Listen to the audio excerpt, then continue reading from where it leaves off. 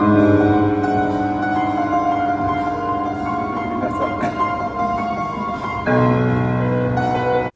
folks, I hope you're having a fantastic day. Lori and Aaron back with you on another Gulf Coast adventure. We're getting another stamp in our Mississippi passport book, but also we're starting a new series based on the book from Lisa Evans, 100 Things to Do in Coastal Mississippi Before You Die.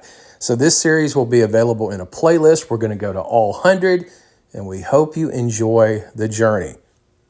Today's visit, and the first in our new series, takes us to the Ohr-O'Keefe Museum of Art in Biloxi, Mississippi. The museum buildings, designed by renowned artist and architect Frank Gehry, are set amongst, as you can see here, the majestic live oaks, the waters of the Gulf here as a backdrop. Bold arrangement of 5 distinct buildings offer a separate, yet not isolated experience for all the visitors of the museum. And if you ever get the chance and you're in the area, I highly recommend it. So I'll tell you Ohr and O'Keefe. Well, Ohr, George Ohr, was known as the Mad Potter of Biloxi. He was very famous, though not very rich in his lifetime, for his fantastic works of pottery that were done all across the coast. He taught in New Orleans. He was mentored also by a famous potter there. We'll get more into him later. But I also want to touch on the O'Keefe part of the Ohr-O'Keefe Museum. Jerry O'Keefe, who was a major benefactor to the George Ohr Museum, it would later become the Ohr-O'Keefe Museum in honor of Jerry's wife, Annette. Jerry's a very colorful character, a veteran, a former mayor of Biloxi, a former politician in the State House, also a funeral director, and he would famously go on to sue a much larger corporation. They were trying to essentially force Jerry into bankruptcy. That could be a whole video all in and of itself. He was even portrayed last year in a movie by Tommy Lee Jones. But that's the story of the museum. Let's get down to what's inside. The first exhibit we're going to be looking at is a solo exhibition from Pippin Frisbee Calder entitled Shifting Lands. Now, Ms. Frisbee Calder's work has been featured very prominently in New Orleans, as well as really all across the globe, even in Haiti.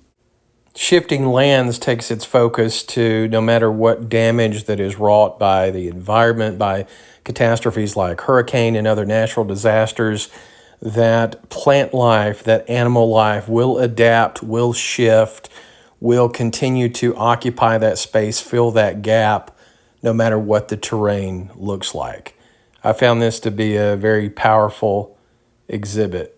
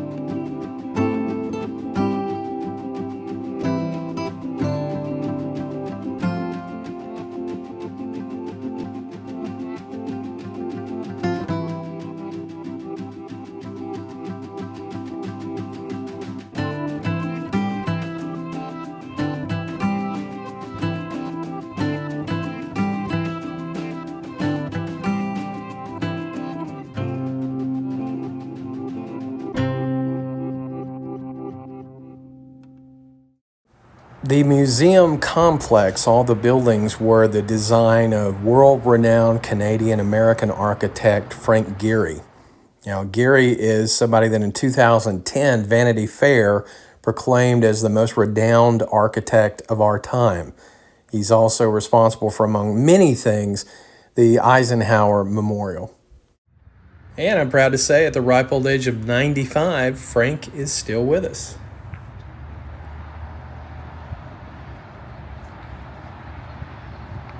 Now, our next gallery that is being sponsored by the Beau Rivage Resort and Casino is the African American Arts and Star Gallery. And the solo effort is currently by Ruth Owens.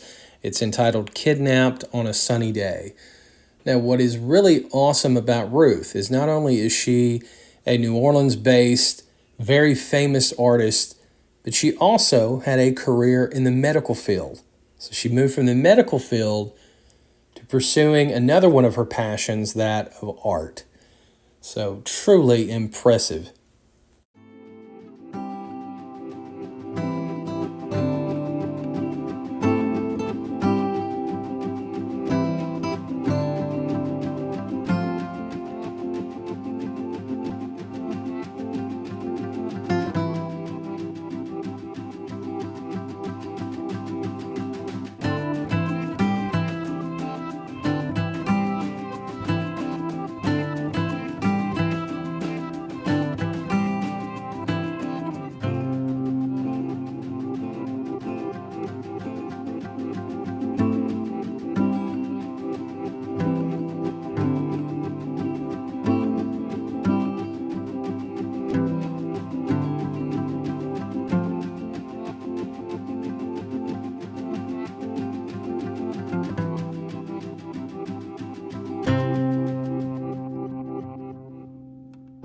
Carrying past them into the house.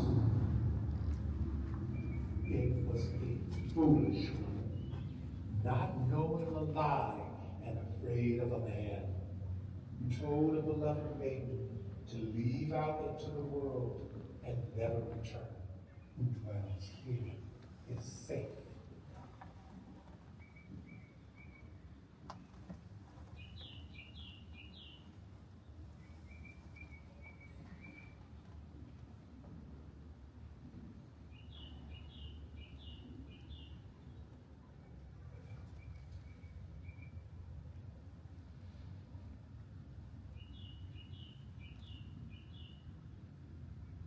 As she pedaled madly away from the house, mountain shoulders only the father was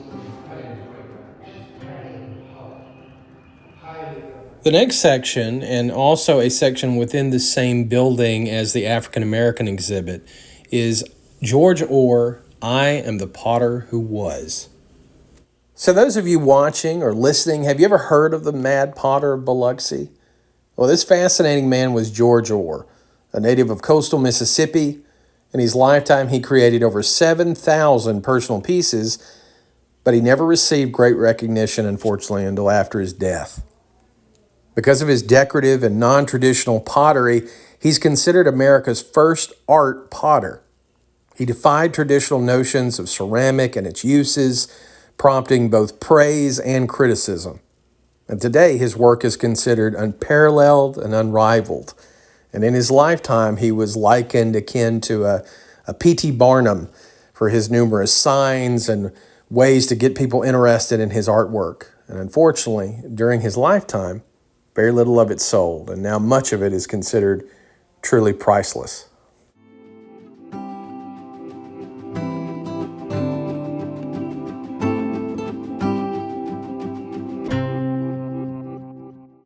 George Ohr was very attached to his creations, and when a fire broke out in Biloxi, which quickly spread to his first studio, destroying Ohr family property, he tried to salvage as many of his burnt babies, as he referred to them, as he possibly could.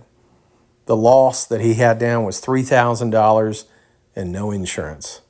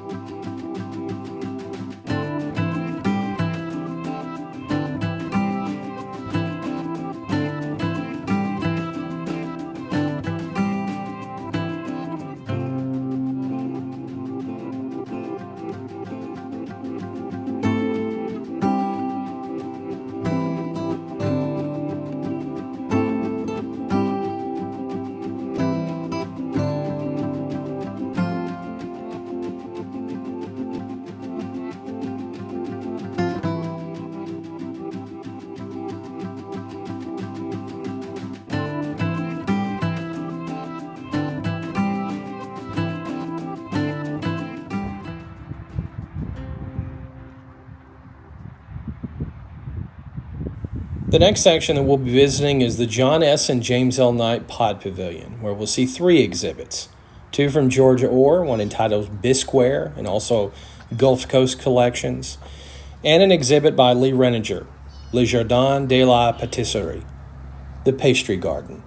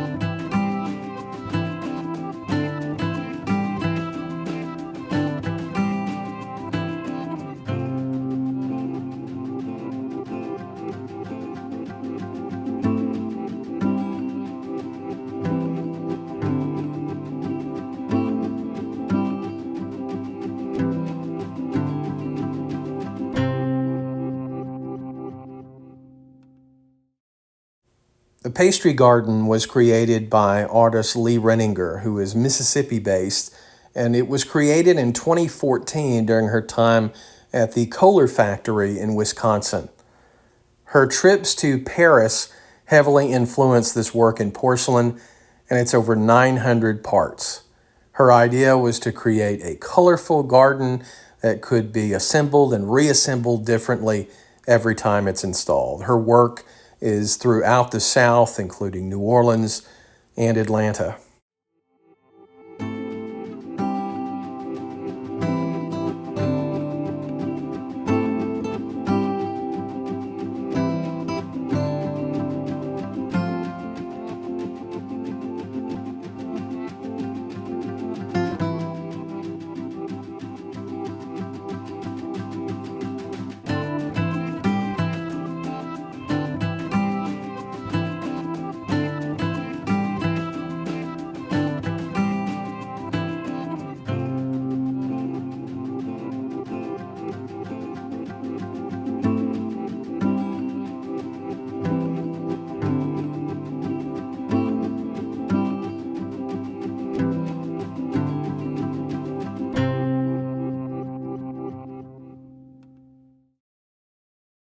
If I had a favorite section in these exhibits, I would have to say the Coastal Collection of George Ohr is up there.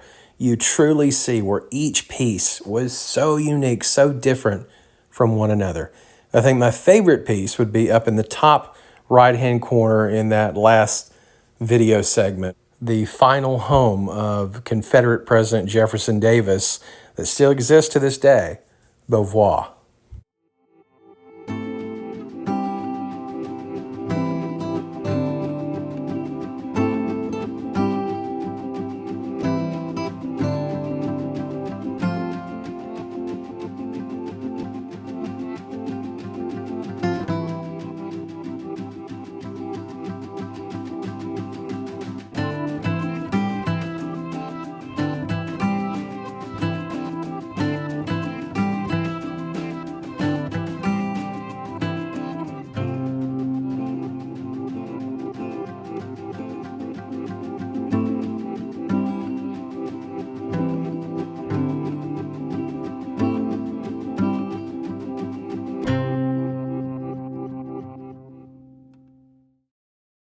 And now we go into one of the truly unique parts of the museum complex, the home of former slave Pleasant Reed. Pleasant was born on the Reed Plantation near Hattiesburg, Mississippi. He and all of his family had relocated to Biloxi by 1871, and though he faced many obstacles, he was able to earn a living as a carpenter. He was the first freed slave to buy his own land in Biloxi where he built his home. He was a respected member of the community until the day he died in 1936. His home now serves as an interpretive center, talking about the African-American experience in Biloxi, where there truly was a town within a town. Due to segregation, there was only certain parts of the town that people of color could enjoy, including the beaches. The education was different, but they were proud of what they accomplished then and what they still accomplish to this very day.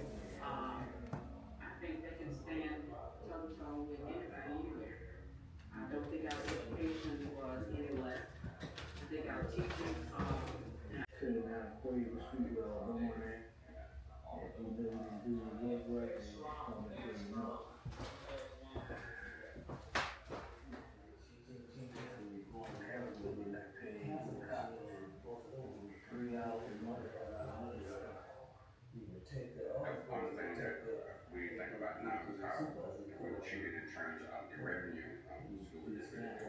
Very segregated. But other than that, I mean, we were, like I said, we were in the city before we got here.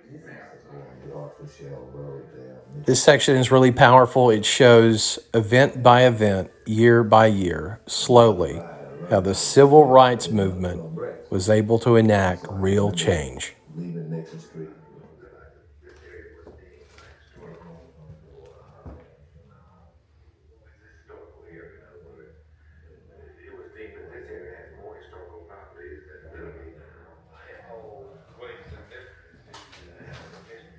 You could spend a significant amount of time just in this interpretive center. There are video testimonials from many of the family. There are tons of pictures to go through. Very powerful, very important work.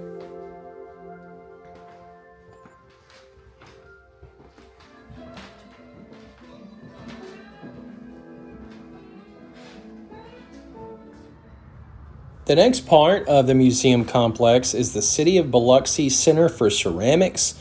On the second floor, there's a community art gallery as well as classes. Now, there were classes taking place when we went, so we didn't get to see that part. So I encourage you to come see it for yourself. And on the bottom floor is the clay studio itself.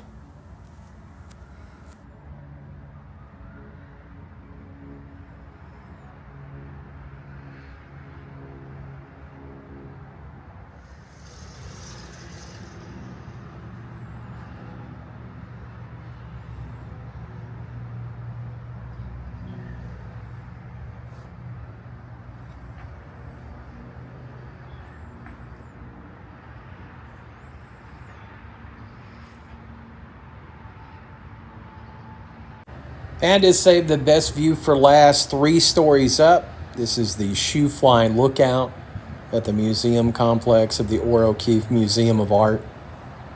The exhibits that we saw are always changing. I encourage you to come out. Very good prices, special discounts for children, for seniors, for teachers, for students. We went ahead and actually got a membership because we see ourselves coming back here many times. I encourage you to do so as well if you're in the Biloxi area. Have an amazing weekend, everybody.